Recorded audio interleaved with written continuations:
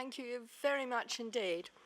I think we're all aware that the EU's 6th Environment Action Programme comes to an end in 2012, and the debate over the need for and the shape of the 7th EAP has begun. The trio of EU presidencies, Spanish, Belgium and Hungarian, made this a priority for their 18 months at the head of the EU. And there's a major conference on the future of the EAP in November. And the Spanish presidency, on behalf of the trio, asked the Committee of the Regions for this opinion on the role of local and regional authorities in future environmental legislation.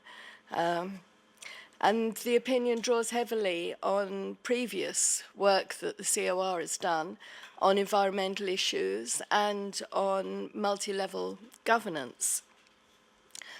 Local and regional authorities are very much at the front line in coping with the impact of environmental change. That's why I believe it's vital that they are more involved in drawing up legislation, because we need legislation that we can implement. But it's also important that we then take up that responsibility and do implement the rules. Commissioner, when you attended our meeting of our ENVI Commission in March, you underlined the importance of local knowledge and experience. And this opinion is suggesting ways in which the COR could take a more active role in monitoring implementation. For example, co-organising an annual forum on the application of environmental law in specific sectors.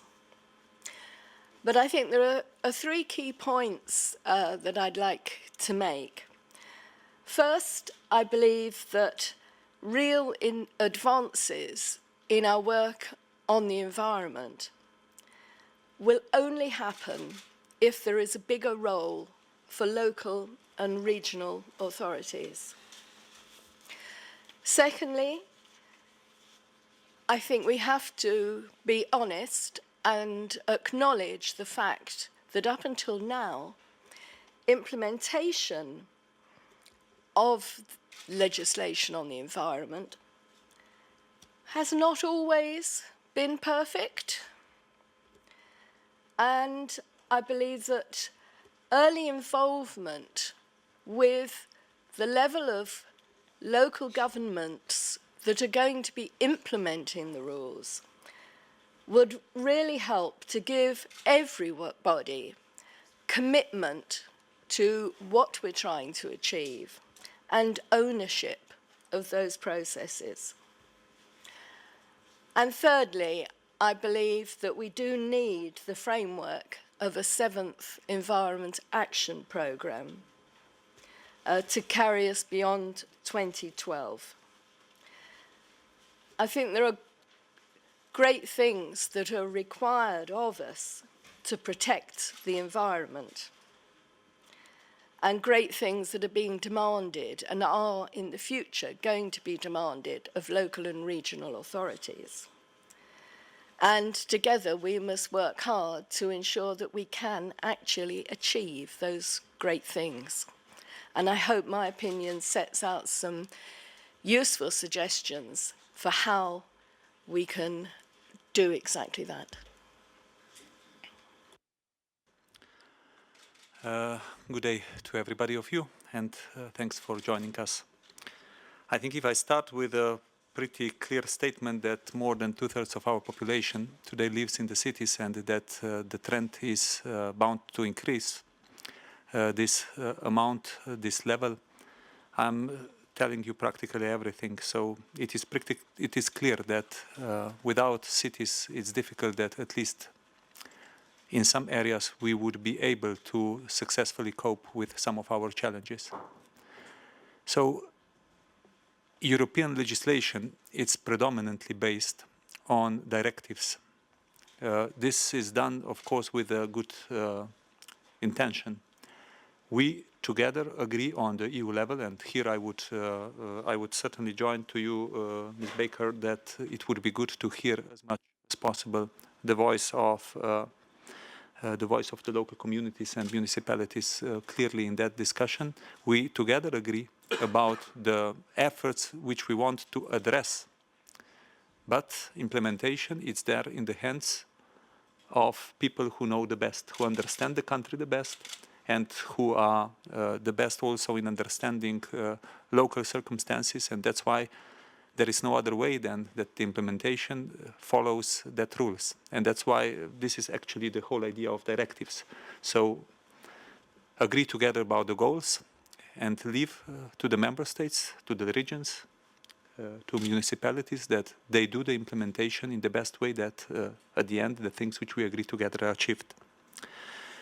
There are many things which, as you mentioned, were as a result of 6 environmental action plan done in this period.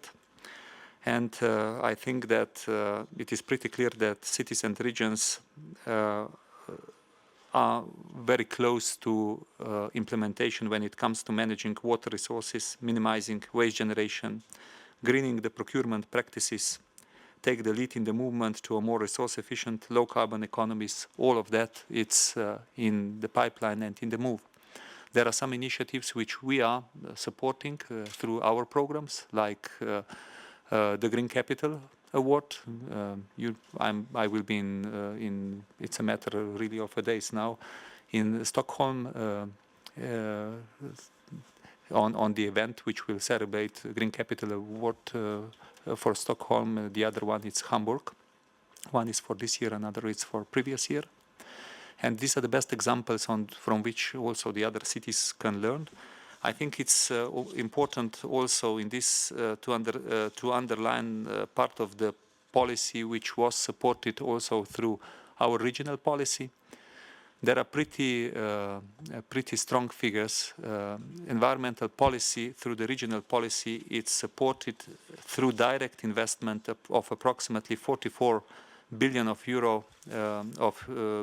European Union money, and something like 60% of European Union money which goes indirectly to, for example, sustainable transport or energy-related projects. So if you would count together 104 billion, which is a bit less than 1/3 of the overall cohesion policy money. So it is truly an important achievement, but we are discussing with my colleague, Commissioner Han, also how we could best address these issues in the future. One of the issues where I would certainly like in shaping our future policies more active role, it's of course when we will be dealing in 2013 with the whole question of air policy. Because air policy is something where we need your help, where we need your knowledge.